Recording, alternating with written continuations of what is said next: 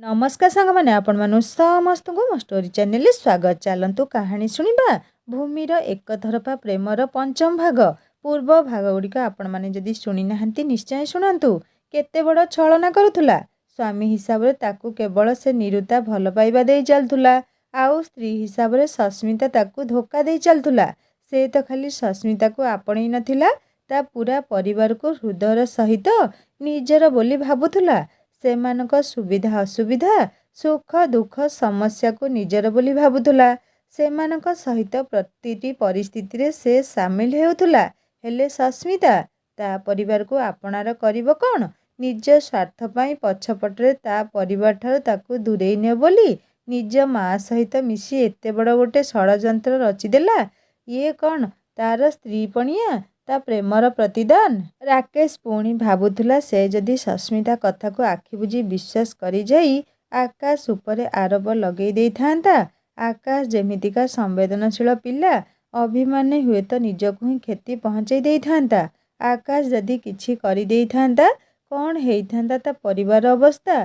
सस्मिता ए विषय टिके भी भाबिले नहीं ना आउ नुहे। सस्मिता पई 4 वर्ष हला ता परिवार बहुत किछि सही गलेनी। तार भूल पाई ताकू निश्चय दंड मिलवा उचित। से दिन संध्यारे ही सस्मितार असल रूप को राकेश देखी नहीं थिला।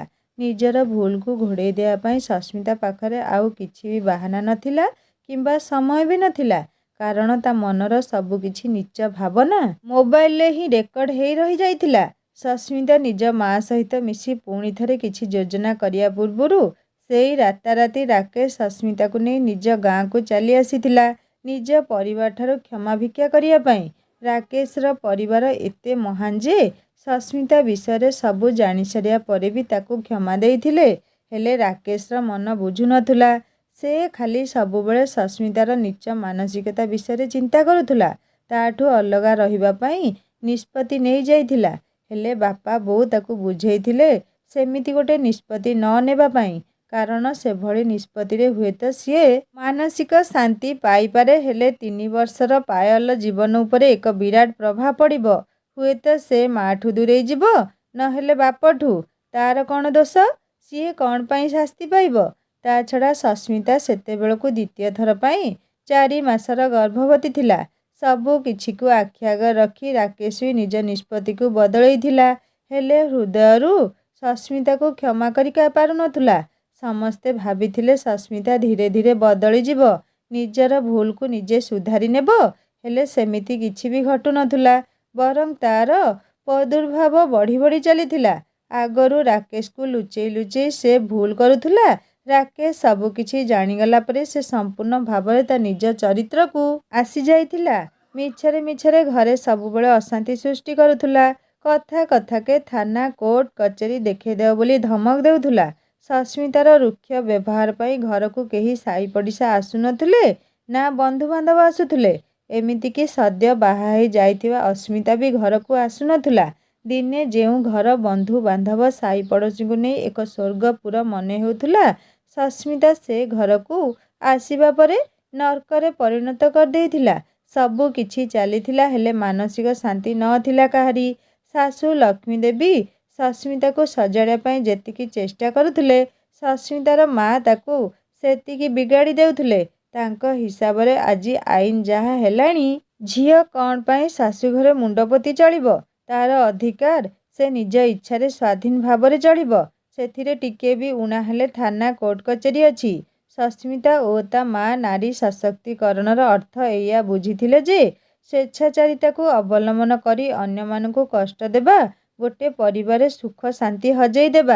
आकाश ठारू भूमि ता परिवार ओ सस्मिता विषय सबू शुणी सारिया परे मनटा तार भारी हो जाइथिला।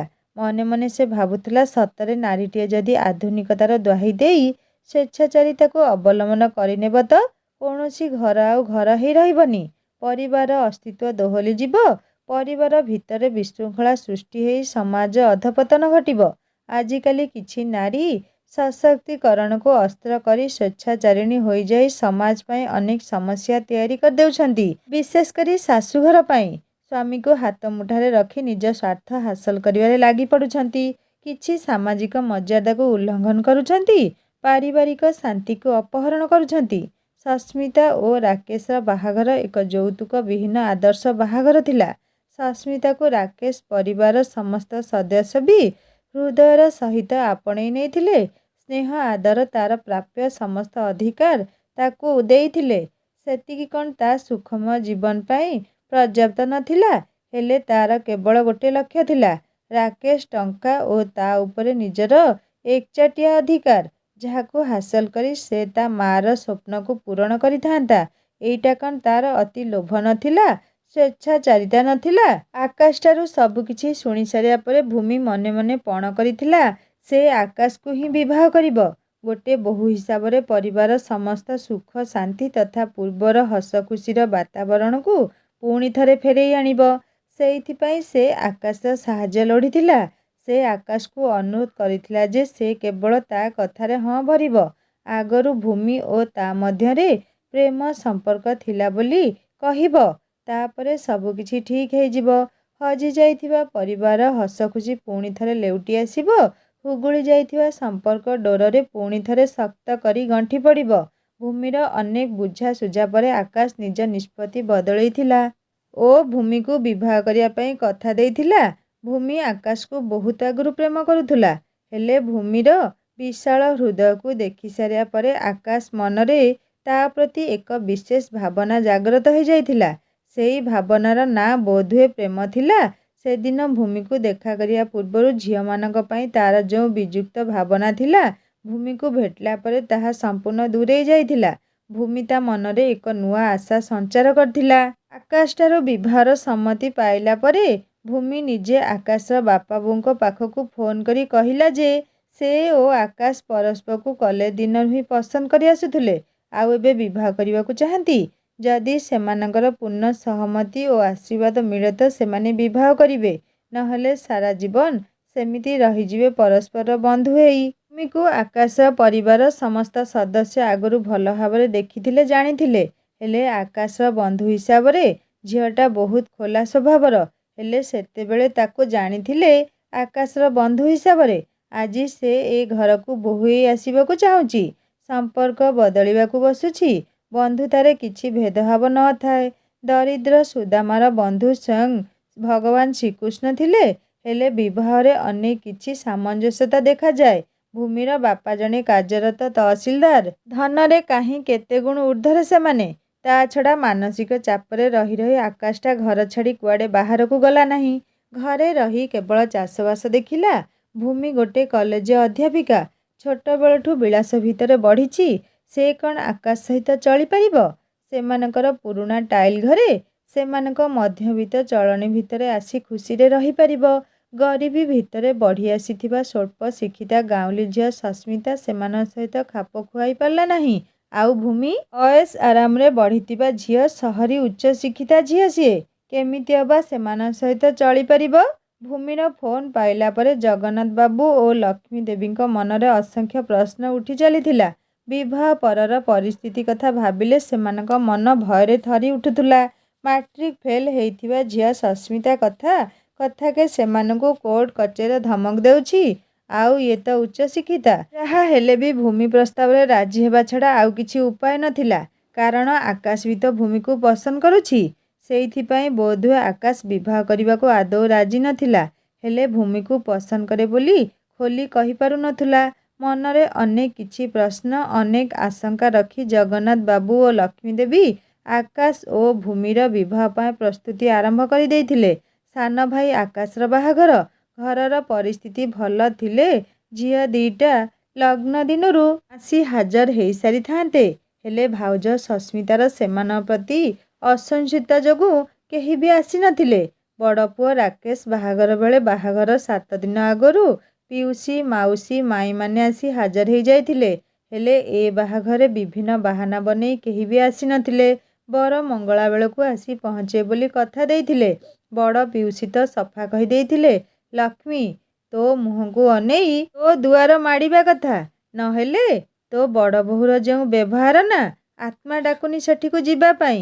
ସତରେ ମଣିଷର ବ୍ୟବହାର ବି ତାକୁ ସମାଜଠାରୁ ବାଛନ୍ଦ କରି ରଖିଦିଏ। ପିଲାବେଳେ ଶାଶୁ, ନଣନ୍ଦ, ପିଉସୀ ଶାଶୁ, ମାଇଁ ଶାଶୁ, ଖୁଡ଼ୀ ଶାଶୁଙ୍କ ଗହଣରେ ଚଳି ଆସିଥିବା ଲକ୍ଷ୍ମୀ ଦେବୀ ବାର୍ଦ୍ଧକ୍ୟରେ ଅନେକ ସମ୍ପର୍କଠାରୁ ବାଛନ୍ଦ ହୋଇ ରହୁଥିଲେ କେବଳ ସସ୍ମିତାର ବ୍ୟବହାର ପାଇଁ।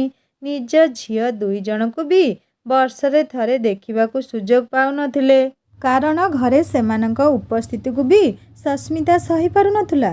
ଛୋଟ ଛୋଟ ଭଣଜା ଭାଣିଜୀମାନଙ୍କ ପାଇଁ ବି ତା ମନରେ ଟିକିଏ ସ୍ନେହ ଶ୍ରଦ୍ଧା ନଥିଲା।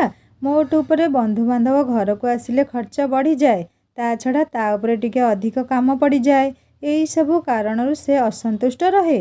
କେବଳ ତା ନିଜ ବାପଘର ଲୋକ କେହି ଆସିଗଲେ ସେ ଖୁସିରେ ଫାଟି ପଡ଼େ, ମନ ଦେଇ ଚର୍ଚ୍ଚା କରେ। ଯାହା ହେଉ ଯେମିତି ହେଲେ ଆକାଶ ବାହାଘର ସମସ୍ତ ପ୍ରସ୍ତୁତି ହେଇଯାଇଥିଲା। ବାହାଘର ବି ସୁରୁଖୁରୁରେ ସମ୍ପନ୍ନ ହେଇଯାଇଥିଲା। ଭୂମି ଝିଅରୁ ବୋହୂ ବେଶ ସାଜି ଆକାଶ ଘରେ ପାଦ ରଖିଥିଲା। ହେଲେ ସେ ଟିକେ ବି ଫରକ ଅନୁଭବ କରିପାରୁନଥିଲା। କାଲିର ମାଉସୀ ମଉସା ଅର୍ଥାତ୍ ଆକାଶର ବୋଉ ବାପା ତାର ଶାଶୁ ଶ୍ୱଶୁର ପାଲଟି ଯାଇଥିଲେ। ଅର୍ପିତା ଅପା ଅସ୍ମିତା ତାର ନଣନ୍ଦ ପାଲଟି ଯାଇଥିଲେ। ରାକେଶ ଭାଇ ଭାଇରୁ ଦେଢ଼ଶୁରରେ ପରିଣତ ହେଇଯାଇଥିଲେ। ସମ୍ପର୍କ କେବଳ ତାର ନାଁ ବଦଳେଇଥିଲା କିନ୍ତୁ ସମ୍ପର୍କର ଅନୁଭବ ସେଇ ଏକା ଥିଲା। ମାଉସୀ ଶାଶୁ ହେଇଗଲା ପରେ ବି ସେଇ ମା ହେଇଥିଲେ ଆଉ ମଉସା ବାପା। ଅର୍ପିତା ଅପା ଅସ୍ମିତା ତାକୁ ଆଗରୁ ଯେମିତି ଭଲ ପାଉଥିଲେ ଠିକ୍ ସେମିତି ହିଁ ଥିଲେ। ଆଉ ଆକାଶ ତାର ପତି ହେଇଗଲା ପରେ ସେଇ ବନ୍ଧୁ ହେଇ ହିଁ ରହିଥିଲେ। କିଛି ବି ବଦଳି ନଥିଲା। ବଦଳିଥିଲା ତ ଖାଲି ଗୋଟାଏ କଥା, ଆଗରୁ ସସ୍ମିତା ଭାଉଜ ନଥିଲେ କିମ୍ବା କୁନି ଝିଅ ପାୟଲ ଓ 2 ବର୍ଷର ପୁଅ ପାପଲ ନଥିଲେ। ପୁରା ଗୋଟେ ଭରପୁର ପରିବାରକୁ ପାଇ ଭୂମିର ମନ ଖୁସିରେ ପୂରି ଉଠୁଥିଲା। ତା ସହିତ ବନ୍ଧୁବାନ୍ଧବଙ୍କ ଗହଳ ଚହଳ, ଗୋଟେ ସମ୍ପର୍କର ମେଳା ଯେମିତି ଲାଗିଥିଲା ଘରଟି ଭିତରେ। କିଏ ମାଇଁତ, କିଏ ପୁଣି ମାଉସୀ, କିଏ ଅବା ପିଉସୀ। ଖୁବ୍ କମ୍ ସମୟ ଭିତରେ ଭୂମି ସମସ୍ତଙ୍କ ସହିତ ମିଶି ଯାଇଥିଲା। ଭୂମି ବଡ଼ ଘରର ଝିଅ, ପୁଣି ଉଚ୍ଚ ଶିକ୍ଷିତା ଚାକିରିଆ ବୋହୂ।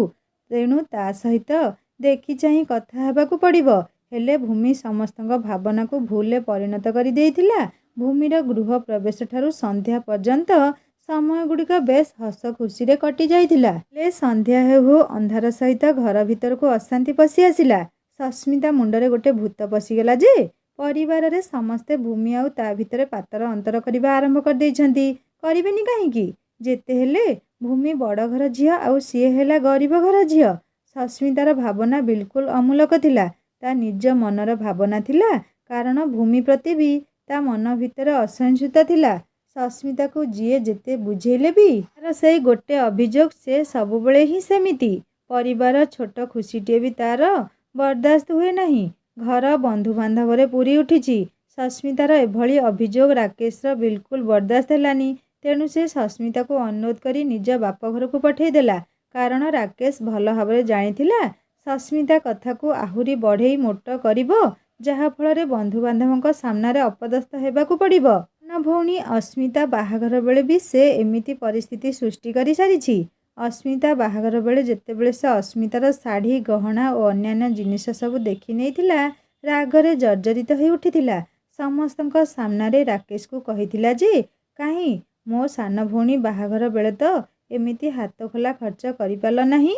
ଅସ୍ମିତା ନିଜ ଭଉଣୀ ନା, ମୋ ଭଉଣୀ ତୁମର କିଏ ଯେ? ରାକେଶ ମନ ଭିତରେ ପୂର୍ବର ଭୟ ଘର କରି ଯାଇଥିଲା। ତେଣୁ ପରିସ୍ଥିତି ବିଗିଡ଼ିଯିବା ପୂର୍ବରୁ ସସ୍ମିତାକୁ ନେଇ ତା ବାପ ଘରେ ଛାଡ଼ି ଆସିଥିଲା। କଥାଟା ଭୂମିକୁ ବିଲକୁଲ ବରଦାସ୍ତ ହେଇନଥିଲା। କାରଣ ଘରର ବାହାଘର, ସସ୍ମିତା ଘରର ବଡ଼ ବୋହୂ। ତେଣୁ ତାଙ୍କ ଅନୁପସ୍ଥିତି ଗୋଟେ ଶୂନ୍ୟସ୍ଥାନ ସୃଷ୍ଟି କରୁଥିଲା। ଭୂମି ରାକେଶକୁ ବୁଝେଇବା ପାଇଁ ଚେଷ୍ଟା କରିଥିଲା। ହେଲେ ରାକେଶ ତାକୁ ଓଲଟି ବୁଝେଇଥିଲା, ଏଇଟା ବୁଝିବା ଓ ବୁଝେଇବା ସମୟ ନୁହେଁ। କାରଣ ସସ୍ମିତା ଏମିତି ଗୋଟେ ମହିଳା ଯିଏ ନିଜ ସ୍ୱାର୍ଥ ଆଗରେ କିଛି ବି ଦେଖେ ନାହିଁ। ବୋହୂ ହିସାବରେ ଘରର ମର୍ଯ୍ୟାଦା ରକ୍ଷା କରିବ କ'ଣ? ବାରମ୍ବାର ସେ ମର୍ଯ୍ୟାଦା ହାନି କରିବାକୁ ଚେଷ୍ଟା କରେ। କାରଣ ସେ ଘର ପରିବାରକୁ ସେ ଆଜି ପର୍ଯ୍ୟନ୍ତ ନିଜର ବୋଲି ଭାବି ନାହିଁ। ରାକେଶ କଥାରେ ଭୂମି ଚୁପ୍ ପଡ଼ି ଯାଇଥିଲା। କାରଣ ରାକେଶ କଥାରେ ସେ ଅନେକ ଦରଦ ଅନୁଭବ କରୁଥିଲା। ସସ୍ମିତାକୁ ଜୀବନସାଥୀ ଭାବରେ ଚୟନ କରି ସେ ଯେମିତି ପ୍ରତି ମୁହୂର୍ତ୍ତରେ ଅନୁତପ୍ତ ଥିଲା। ରାକେଶ ଓ ସସ୍ମିତା କଥା ଭାବି ଭାବି ଭୂମି ମନର ଖୁସି ଟିକକ କୁଆଡ଼େ ଉଭେଇ ଯାଇଥିଲା। ଘରେ ପାଦ ଦେଉ ଦେଉ ସେ ସସ୍ମିତାର ଅସଲ ରୂପ ଦେଖିନେଲା। କ'ଣ ଅଭାବ ତାର ଥିଲା? ରାମଚନ୍ଦ୍ର ଭଳି ପତି, ନିଜ ବାପା ମାଙ୍କ ଭଳି ଶାଶୁ ଶ୍ୱଶୁର, ଲକ୍ଷ୍ମଣ ଭଳି ଦିଅର, ଭଉଣୀଠୁ ବଳି ନଣନ୍ଦ, ଆଉ ସବୁଠୁ ବଡ଼ କଥା ଥିଲା 2ଟି ଅମୂଲ୍ୟ ରତ୍ନ ତା କୋଳରେ ଥିଲେ, ଝିଅ ପାୟଲ ଓ ପୁଅ ପାପଲ। ନା ସେଠି ବଧୂ ନିର୍ଯାତନା ଥିଲା, ନା ଯୌତୁକ ପାଇଁ ଦାବୀ। ବରଂ ନିଜ ଇଚ୍ଛା ଅନୁସାରେ ଯେତେବେଳେ ଯାହା ଚାହୁଁଥିଲା ସବୁ ଇଚ୍ଛା ତାର ପୂରଣ କରାଯାଉଥିଲା। କିଛି ବି ପ୍ରତିକୂଳ ପରିସ୍ଥିତି ନଥିଲା। ହେଲେ ସସ୍ମିତାର ଲୋଭ ହିଁ ତା ମନ ଅଶାନ୍ତିର କାରଣ ଥିଲା। ତାର କେବଳ ଗୋଟିଏ ଇଚ୍ଛା ଥିଲା, ରାକେଶ ଉପରେ ତାର ସମ୍ପୂର୍ଣ୍ଣ ହକ୍। ଯେଉଁ ଇଚ୍ଛାଟିକୁ ବି ରାକେଶ ପୂରା କରିପାରୁନଥିଲା। ଘରର ସମସ୍ୟା ସବୁ ନବବଧୂ ଭୂମି ଆଗରେ ସ୍ପଷ୍ଟ ରୂପରେ ପ୍ରତୀୟମାନ ଥିଲା। ବାହାଘର ବିଧିବିଧାନ ସବୁକିଛି ତା ବାଟରେ ଚାଲୁଥିଲା। ହେଲେ ଭୂମି ମନରେ କେବଳ ଗୋଟିଏ ଭାବନା ଥିଲା, କେମିତି ଏ ବାହାଘର ଝିଞ୍ଝଟ ସରିବ ଆଉ ସବୁ କିଛି ଠିକ୍ କରିବା ପାଇଁ ସେ ଚେଷ୍ଟା କରିବ। ସସ୍ମିତା ଭାଉଜ ଯଦି ଖୁସିରେ ଘରେ ଥାଆନ୍ତେ ତ ସେ ନିଜ ବାହାଘର ସବୁ ବିଧିବିଧାନକୁ ମନ ଖୁସିରେ ମନ ଭରି ଉପଭୋଗ କରିଥାନ୍ତା। ହେଲେ ସସ୍ମିତା ଭାଉଜଙ୍କ ଅନୁପସ୍ଥିତି ପରିବାର ଭିତରେ ଏକ ଶୂନ୍ୟତା ସୃଷ୍ଟି କରୁଥିଲା। ଅନେକ କିଛି ନୀତିନିୟମ ପରେ ଆକାଶ ଓ ଭୂମି ପାଇଁ ସେଇ ସମୟଟି ଆସିଥିଲା, ଯେଉଁ ସମୟଟିରେ ସେମାନେ ପରସ୍ପର ପାଖରେ ସମ୍ପୂର୍ଣ୍ଣ ରୂପରେ ସମର୍ପିତ ହୋଇ ପରସ୍ପରକୁ ସମ୍ପୂର୍ଣ୍ଣ ଭାବରେ ଗ୍ରହଣ କରିନେଇ ଏକ ନୂଆ ଅନୁଭବ ସହିତ ନିଜର ଦାମ୍ପତ୍ୟ ଜୀବନର ଶୁଭାରମ୍ଭ କରିଥାନ୍ତେ। ହେଲେ ସେମାନଙ୍କ କ୍ଷେତ୍ରରେ ସେମିତି କିଛି ଘଟିନଥିଲା। ନିଜର ବାସର ରାତିରେ ଉଭୟ ମିଶି ଶପଥ ନେଇଥିଲେ, ଯେଉଁଦିନ ପରିବାର ଭିତରେ ପୂର୍ବ ଶାନ୍ତି ଫେରିଆସିବ, ସେଇ ରାତି ହେବ ସେମାନଙ୍କ ପାଇଁ ମଧୁଚନ୍ଦ୍ରିକାର ରାତି। ଆକାଶ ଭୂମିକୁ ବେଡ୍ ଉପରେ ଶୋଇଯିବାକୁ ନିର୍ଦ୍ଦେଶ ଦେଇ ତଳେ ସପଖଣ୍ଡେ ପକେଇ ଶୋଇବାକୁ ଯାଉଥିବା ବେଳେ ଭୂମି ତାକୁ ବାଧା ଦେଲା। ନିଜେ ତଳେ ଶୋଇଯିବ ବୋଲି ଆକାଶକୁ କହିଲା। ହେଲେ ଆକାଶ ତାକୁ ବାଧା ଦେଲା, କାରଣ ତୁଳି ତଳ୍ପ ବିଛଣାରେ ଶୋଇବା ଭୂମିର ପିଲାଦିନରୁ ଅଭ୍ୟାସ ଥିଲା। କିନ୍ତୁ ଭୂମି ଆକାଶ କଥାକୁ ମାନିନଥିଲା, କାରଣ ତାକୁ ବଦଳାଇବାକୁ ଥିଲା ଅନେକ କିଛି ପୁରୁଣା ଅଭ୍ୟାସ। ଆକାଶ ସପ ପାଖରେ ଆଉ ଖଣ୍ଡେ ସପ ପକେଇ ତଳେ ଶୋଇ ଭୂମି ନିଜର ବାସର ରାତିଟିକୁ କଟେଇ ଦେଲା। ଶୋଇ ଶୋଇ ସେ କେବଳ ଏଇ କଥା ଭାବୁଥିଲା, ସସ୍ମିତା ଭାଉଜଙ୍କୁ ଯେମିତି ହେଲେ ଏ ପରିବାର ଭିତରକୁ ଫେରେଇବ ହୃଦୟର ସହିତ। ତାକୁ ହିଁ ତାଙ୍କୁ ଫେରେଇ ଆଣିବାକୁ ପଡ଼ିବ। ଆକାଶ ଓ ଭୂମିର ବାହାଘର ସରିଗଲା। ସପ୍ତମଙ୍ଗୁଳା ବି ସରିଗଲା। ବନ୍ଧୁବାନ୍ଧବମାନେ ଘରୁ ବିଦା ହେଇଗଲେ। ତାପରେ ଭୂମି ତାର ମିଶନରେ ଲାଗି ପଡ଼ିଲା। ଯେମିତି ହେଲେ ସସ୍ମିତା ଭାଉଜଙ୍କୁ ଘରକୁ ଆଣିବାକୁ ପଡ଼ିବ ଓ ତାଙ୍କ ମନରେ ଥିବା ଭୁଲ ଧାରଣା ସବୁକୁ ବାହାର କରିବାକୁ ପଡ଼ିବ। କାରଣ ତାଙ୍କ ପାଇଁ ଖାଲି ଗୋଟାଏ ପରିବାରରେ ଶାନ୍ତି ନଷ୍ଟ ହେଉନଥିଲା, ଚାରିଟା ପରିବାର ଉପରେ ତାର ପ୍ରଭାବ ପଡ଼ୁଥିଲା। ଖାଲି ରାକେଶ ପରିବାର ଓ ସସ୍ମିତା ପରିବାର ସେଥିରେ ପ୍ରଭାବିତ ହେଉନଥିଲେ, ଅର୍ପିତା ଓ ଅସ୍ମିତା ପରିବାର ଉପରେ ବି ତାର ପ୍ରଭାବ ପଡ଼ୁଥିଲା। କାରଣ ନିଜ ବାପଘର ମାହୋଲକୁ ନେଇ ଅର୍ପିତା ଓ ଅସ୍ମିତା ବି ସବୁବେଳେ ଚିନ୍ତିତ ଓ ଦୁଃଖରେ ରହୁଥିଲେ। ଦେଢ଼ଶୁର ରାକେଶ ଭାଇଙ୍କ ଅନେକ ବାରଣ ସତ୍ତ୍ୱେ ଭୂମି ଆକାଶକୁ ନେଇ ସସ୍ମିତା ଘରକୁ ଯାଇଥିଲା, ସସ୍ମିତାକୁ ଫେରେଇ ଆଣିବା ପାଇଁ। ସେଠାକୁ ଯାଇ ସେ ସସ୍ମିତାକୁ ବହୁତ ପ୍ରକାର ବୁଝେଇଥିଲା, ହେଲେ ସସ୍ମିତା ବୁଝିବା ଅବସ୍ଥାରେ ନଥିଲା। ଓଲଟି ଭୂମିକୁ ଅନେକ କଥା କହି ଅପମାନିତ କରିଥିଲା। ତା ମା ବି ସସ୍ମିତାର ସାଥ ଦେଉଥିଲେ। ସସ୍ମିତା ମାଙ୍କୁ ଦେଖି ଭୂମି ସ୍ପଷ୍ଟ ଭାବରେ ବୁଝି ଯାଇଥିଲା ଯେ ସସ୍ମିତା ମନରେ ଉପୁଜିଥିବା ଭୁଲ ଧାରଣା ପାଇଁ ଏକା ସସ୍ମିତା ଦାୟୀ ନଥିଲା, ତା ମା ହିଁ ତାର ମୂଳ କାରଣ ଥିଲେ। ଭୂମି ସସ୍ମିତା ମାଙ୍କୁ ବି ଅନେକ ପ୍ରକାର ବୁଝେଇଥିଲା, ହେଲେ ସେ ବି ବୁଝି ନଥିଲେ। ଓଲଟି ଭୂମିକୁ ଅନେକ କଥା କହି ଅପମାନିତ କରିଥିଲେ। ଭୂମି ବୁଝିପାରୁନଥିଲା ଗୋଟେ ମା ହେଇ କ'ଣ ପାଇଁ ଝିଅର ହସ ଖୁସିର ପରିବାର ଭିତରେ ନିଆଁ ଲଗେଇ ଚାଲିଛନ୍ତି। ଭୂମି ନିରାଶ ହେଇ ସସ୍ମିତା ଘରୁ ଫେରି ଆସିଥିଲା। ଆସିଲା ବେଳେ ସସ୍ମିତାକୁ ଖାଲି ଏତିକି କହି ଆସିଥିଲା, ତୁମ ପାଇଁ ତୁମ ଘରର ଦୁଆର ସବୁବେଳେ ଖୋଲା। ଆଶା କରୁଛି ତୁମେ ଖୁବ୍ ଶୀଘ୍ର ନିଶ୍ଚୟ ଫେରି ଆସିବ। ଆମେ ସମସ୍ତେ ତୁମ ଅପେକ୍ଷାରେ ଥିବୁ। ଭୂମିକୁ ଏଥର ନିଜ ସଂସାର ସମ୍ଭାଳିବାକୁ ଥିଲା। ଶାଶୁଙ୍କ ବାରଣ ସତ୍ତ୍ୱେ ଗୋଟେ ଗାଉଁଲି ବୋହୂ ଭଳି ସେ ରାତି 4ଟାରୁ ଉଠୁଥିଲା, ଘରର ଯେତିକି ବାସି କାମ ସାରୁଥିଲା, ଗାଧେଇ ପାଧେଇ ଠାକୁର ପୂଜା କରୁଥିଲା, ପୂରା ପରିବାର ପାଇଁ ଚା ଜଳଖିଆ ତିଆରି କରୁଥିଲା, ତାପରେ ଯାଇ କଲେଜ ପାଇଁ ନିଜକୁ ପ୍ରସ୍ତୁତ କରୁଥିଲା। ଭୂମି କଲେଜ ପାଇଁ ରେଡି ହେଇ ସାରିବା ବେଳକୁ ଆକାଶ ତା ପାଇଁ ଜଳଖିଆ ନେଇ ଆସୁଥିଲା। ତରବରରେ ନିଜକୁ ପ୍ରସ୍ତୁତ କରୁ କରୁ ନିଜେ ଖାଇବା ପାଇଁ ଭୂମିକୁ ବିଲକୁଲ ତର ହେଉନଥିଲା। ସେ ନିଜକୁ ପ୍ରସ୍ତୁତ କରୁ କରୁ ଆକାଶ ନିଜେ ତାକୁ ବଳେଇ ବଳେଇ ଖୁଆଇ ଦେଉଥିଲା। ପ୍ରସ୍ତୁତ ହେଇ ବାହାରିବା ବେଳକୁ ଲଞ୍ଚ ପାଇଁ ବକ୍ସ ପ୍ୟାକ୍ କରି ଆଣି ଶାଶୁ ତା ବ୍ୟାଗ୍ ରେଡି କରି ଦେଉଥିଲେ। ରାକେଶ ଭାଇଙ୍କ କଲେଜ ଭୂମିର କଲେଜ ଆଗକୁ ପଡ଼େ। ସେ ପ୍ରତିଦିନ ସେଇ ବାଟ ଦେଇ ଯିବା ଆସିବା କରନ୍ତି, ତେଣୁ ସେ ନିଜ ଗାଡ଼ିରେ ଭୂମିକୁ ଡ୍ରପ୍ କରି ଦିଅନ୍ତି ଓ ଫେରିବା ବେଳକୁ ସାଙ୍ଗରେ ନେଇ ଆସନ୍ତି। କଲେଜରୁ ଫେରିବା ବେଳକୁ ଶାଶୁ ଶ୍ୱଶୁର ଆକାଶ ସମସ୍ତେ ଯେମିତି ତାରି ବାଟକୁ ଚାହିଁ ରହିଥାନ୍ତି। ଲୁଗା ବଦଳଉ ବଦଳଉ ଶାଶୁ ଚା କପ୍ଟି ଆଣି ଭୂମି ହାତକୁ ବଢ଼େଇ ଦିଅନ୍ତି। ରାତିର ଖାଇବା ବି ଶାଶୁ ନିଜେ ପ୍ରସ୍ତୁତ କରି ନିଅନ୍ତି। ଭୂମି ଯେତେ ବାରଣ କଲେ ବି ବିଲକୁଲ ଶୁଣନ୍ତି ନାହିଁ। ଓଲଟି ଜବାବ ଦିଅନ୍ତି, ବୋହୂଟିଏ ହେଲେ ବି ତୁ ଗୋଟେ ମଣିଷ ଭୂମି। ଦିନସାରା କଲେଜ ବକର ବକର ହେଇ ଥକି ଯାଇ ଫେରୁଛୁ, ତୁ ରୋଷେଇ କରିବୁ, ମୁଁ ଗୋଡ଼ ଉପରେ ଗୋଡ଼ ପକେଇ ବସି ରହିବି। ଶାଶୁଙ୍କ ମମତା ପାଖରେ ହାର ମାନିଯାଏ ଭୂମି। ହେଲେ ତାଙ୍କ ପାଖରେ ରୋଷେଇ ଘରେ ବସି ତାଙ୍କୁ ଛୋଟ ମୋଟ କାମରେ ସାହାଯ୍ୟ କରେ। ସେହି ସାହାଯ୍ୟ କରୁ କରୁ ସେ ଭୁଲିଯାଏ ତାର ଦିନ ସାରାର କ୍ଳାନ୍ତିକୁ। କାରଣ ଶାଶୁଙ୍କ କଥାରେ ଗୋଟେ ମାଆର ମମତାକୁ ସେ ଅନୁଭବ କରେ। ମନେ ମନେ ଭାବେ ସସ୍ମିତା ଅପା କେମିତି ଅଭିଯୋଗ ଆଣିପାରୁଛନ୍ତି ଏମିତି ଗୋଟେ ମାଆ ବିରୁଦ୍ଧରେ, ଏମିତି ଗୋଟେ ପରିବାର ବିରୁଦ୍ଧରେ। ଦୁନିଆର କୋଉ ସୁଖ ଆଉ ତାଙ୍କୁ ଲୋଢ଼ା ଅଛି। ପ୍ରଥମ ଦିନ ଯେଉଁଦିନ ଦେଢ଼ଶୁର ରାକେଶ ଭାଇ ଭୂମିକୁ ନିଜ ଗାଡ଼ିରେ ଆସିବା ପାଇଁ ଡାକିଥିଲେ, ଭୂମି ଆଶ୍ଚର୍ଯ୍ୟ ହେଇଯାଇଥିଲା। କାରଣ ନିପଟ ମଫସଲରେ ଦେଢ଼ଶୁରଙ୍କ ଛାଇ ପଡ଼ିଲେ ବି ପାପ ବୋଲି ମନେ କରାଯାଏ। ତେଣୁ ସଙ୍କୋଚରେ ସେ ଶାଶୁଙ୍କ ଆଡ଼କୁ ଅନେଇ ନିଃଶବ୍ଦରେ ତାଙ୍କ ଅନୁମତି ମାଗିଥିଲା। ଭୂମିର ମନ କଥାକୁ ଜାଣିପାରି ରାକେଶ ଭାଇ କହିଥିଲେ, ସେ ସବୁ ଆମର ଅନ୍ଧବିଶ୍ୱାସ ଭିତରୁ ଗୋଟିଏ ଭୂମି। ତୁ ବାହାଘର ପୂର୍ବରୁ ମୋ ସାନ ଭଉଣୀ ଥିଲୁ, ଆଉ ସବୁଦିନ ପାଇଁ ଭଉଣୀ ହେଇ ରହିବୁ। ତା ଛଡ଼ା ମନରେ ମଳିନତା ଥିଲେ ନ ଛୁଇଁଲେ ବି ପାପ। ଯେଉଁଠି ମନ ସ୍ୱଚ୍ଛ ସେଠି ଛୁଆଁ ଅଛୁଆଁର କିଛି ଭେଦଭାବ ନଥାଏ। ରାକେଶ କଥାକୁ ପୁରା ପରିବାର ସମର୍ଥନ କରିଥିଲା। ତେଣୁ ସେଇଠି ଗୋଟେ ଅଦରକାରୀ ପୁରୁଣା ପ୍ରଥାର ପତନ ଘଟିଥିଲା। ନୂଆ ନୂଆ ଶାଢ଼ୀ ପିନ୍ଧୁଥିବା ଭୂମି ଠିକ୍ରେ ଶାଢ଼ୀ ପିନ୍ଧି ପାରୁନଥିଲା। ବଡ଼ ନଣନ୍ଦ ଅର୍ପିତା ଅପା ଯେତେ ଦିନ ଥିଲେ ସେ ହିଁ ତାକୁ ଶାଢ଼ୀ ପିନ୍ଧାଇ ଦେଉଥିଲେ। ତାପରେ ସକାଳୁ ସକାଳୁ ତରବରରେ ଶାଢ଼ୀ ପିନ୍ଧି କଲେଜ ପାଇଁ ରେଡ଼ି ହେବା ବେଳକୁ ଭୂମିକୁ ଟିକେ ଅସୁବିଧା ହେଉଥିଲା। ଶାଶୁ ବି ଏ କଥାକୁ ଲକ୍ଷ୍ୟ କରୁଥିଲେ।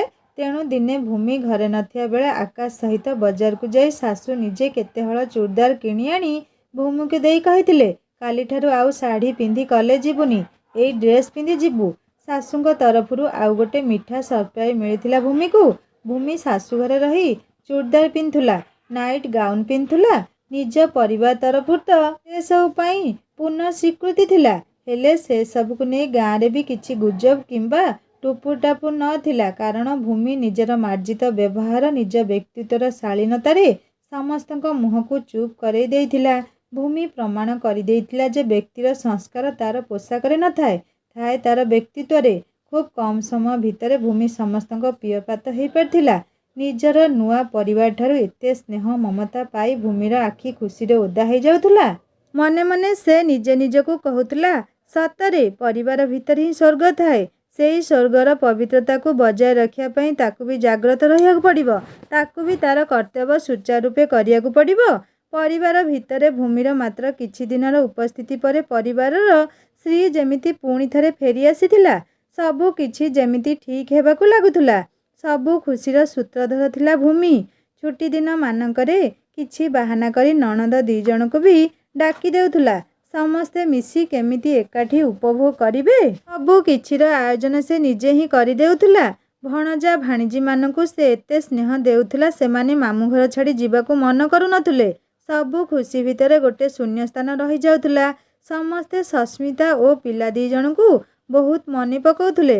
ରାକେଶ ଭାଇ ପରିବାର ଖୁସି ପାଇଁ ଉପରେ ଉପରେ ଖୁସି ହେବାର ଅଭିନୟ କରୁଥିଲେ ବି ଭିତରେ ଭିତରେ ଉଦାସ ରହୁଥିଲେ। ରାକେଶ ଭାଇଙ୍କ ଉଦାସୀନତା ଭୂମିକୁ ବରଦାସ୍ତ ହେଉନଥିଲା। ତେଣୁ ସେ ବାରମ୍ବାର ସସ୍ମିତାକୁ ଫୋନ୍ କରୁଥିଲା, ତାକୁ ବୁଝଉଥିଲା। ହେଲେ ସେଇ ପୁରୁଣା କଥା। ସବୁବେଳେ ସସ୍ମିତାର ମା କିଛି ନା କିଛି କଥା ଛଳରେ ଭୂମି କଥାକୁ ଟାଳି ଦେଉଥିଲା। ତାର କାରଣ ଥିଲା ସ୍ୱାର୍ଥ। କାରଣ ରାକେଶ ସସ୍ମିତାକୁ ତା ଘରେ ଛାଡ଼ି ଆସିଲେ ବି ତାର ଖର୍ଚ୍ଚ ପାଇଁ, ପିଲାମାନଙ୍କ ଖର୍ଚ୍ଚ ପାଇଁ ରୀତିମତ ଟଙ୍କା ପଠେଇ ଚାଲୁଥିଲା। ଯେଉଁ ଟଙ୍କାରେ କି ସସ୍ମିତାର ପୁରା ଘର ଖର୍ଚ୍ଚ ଉଠି ଯାଉଥିଲା। ତେଣୁ ସସ୍ମିତା ମା ହିସାବ କରି ଦେଖୁଥିଲେ ଯେ ଜ୍ୱାଇଁଠୁ ଅଲଗା ହେଇ ଝିଅ ତାଙ୍କରି ପାଖରେ ରହିଲେ ତାଙ୍କର ଫାଇଦା ହିଁ ଫାଇଦା। ସ୍ୱାର୍ଥ ପାଇଁ ସେ ନିଜ ଝିଅର ଖୁସିକୁ ବଳି ପକେଇ ଦେଉଥିଲେ।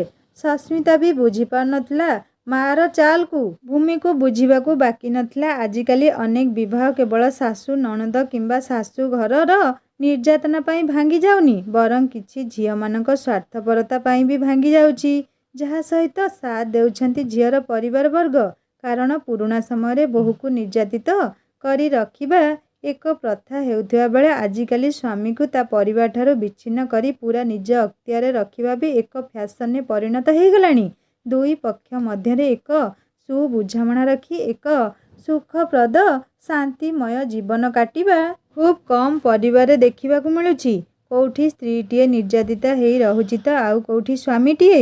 ନିଜ ବାହାଘର ପରେ ଭୂମି ଉପରେ ବି ନିଜ ବାପା ମାଙ୍କ ତରଫରୁ ପ୍ରବଳ ଚାପ ପଡ଼ିଥିଲା ଶାଶୁଘର ଛାଡ଼ିଦେବା ପାଇଁ। ବାପା ତାର ତାକୁ ବହୁତ ବୁଝେଇଥିଲେ। ଦେଖ ମା, ଗୋଟେ ଜିଦରେ ଆସି ତୁ ଆକାଶକୁ ବାହା ହେଲୁ, ହେଲେ ତତେ ସେଠି ଚଳିବା ପାଇଁ ବହୁତ କଷ୍ଟ ହେବ। ତୁ ଆକାଶକୁ ନେଇ ଘରକୁ ଫେରିଆ, ଏଇଠି ରହିବୁ। ଆମେ ଆକାଶ ପାଇଁ କିଛି ଗୋଟେ ବଡ଼ ବ୍ୟବସାୟ କରିବାର ବ୍ୟବସ୍ଥା କରିଦେବୁ। ଦୁଇଜଣ ମିଶି ଖୁସିରେ ଅଏସାରାମରେ ରହିବ। ହେଲେ ଭୂମିକୁ ନିଜ ବାପାଙ୍କ ଅଫର ମଞ୍ଜୁର ନଥିଲା। କାରଣ ଆକାଶ ଚାକିରି ନାହିଁ ବୋଲି ତାକୁ ତା ନିଜ ପରିବାରଠାରୁ ଦୂରେଇ ନେଇ ଶ୍ୱଶୁର ଘରେ ଘର ଜ୍ୱାଇଁଆ କରିଦେଇ ତା ସ୍ୱାଭିମାନରେ ଆଞ୍ଚ ଆଣିବାକୁ ଚାହୁଁନଥିଲା ସେ।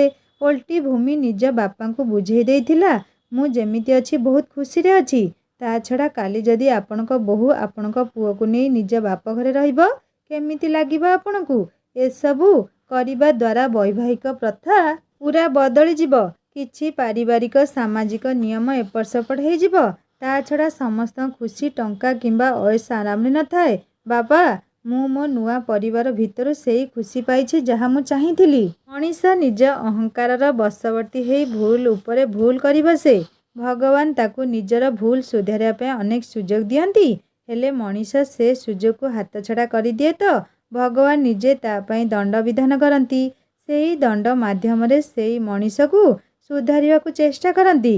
ଯେମିତି ସସ୍ମିତାକୁ ନିଜର ଭୁଲ ସୁଧାରିବା ପାଇଁ ଅନେକ ସୁଯୋଗ ମିଳୁଥିଲା, ହେଲେ ସେ ତା ପ୍ରକୃତି ବଦଳାଇ ସାଙ୍ଗମାନେ, ଭୂମି କ'ଣ ସତରେ ସସ୍ମିତାକୁ ବଦଳେଇ ତା ଶାଶୁଘରକୁ ଫେରେଇ ଆଣିବ? ତାହା ଜାଣିବା ଏହି କାହାଣୀର ଶେଷ ଭାଗରେ। କାହାଣୀ କେମିତି ଲାଗୁଛି ମୋତେ ନିଶ୍ଚୟ କମେଣ୍ଟ କରି ଜଣାଇବେ। ଆଉ ଯଦି ଭଲ ଲାଗୁଥାଏ ଲାଇକ୍ ଟିକେ କରିବେ, ସାଙ୍ଗମାନଙ୍କ ସହିତ ସେୟାର କରିବେ। ଆଉ ଯଦି ମୋ ଚ୍ୟାନେଲରେ ନୂଆ ଅଛନ୍ତି ତାହେଲେ ସବସ୍କ୍ରାଇବ୍ କରି ବେଲ୍ ଆଇକନ୍ ଦବାଇଦେବେ। ହିନ୍ଦୀ ଷ୍ଟୋରି ଚ୍ୟାନେଲରେ ନୂଆ ନୂଆ ଶାଶୁ ବୋହୂଙ୍କ କାହାଣୀ ଅପଲୋଡ଼ ହେଇସାରିଛି। ଆପଣମାନେ ଏହି କାହାଣୀର ଡେସ୍କ୍ରିପସନରେ ଲିଙ୍କ ଅଛି, ଯାଇ ସୁନ୍ଦର ସୁନ୍ଦର କାହାଣୀ ପଢ଼ିବେ ଓ ଶୁଣିବେ। ଆଉ ହଁ ସାଙ୍ଗମାନେ, ସବସ୍କ୍ରାଇବ୍ କରିବାକୁ କେବେ ଭୁଲିବେନି। ରହୁଛି, ନମସ୍କାର, ଜୟ ଜଗନ୍ନାଥ।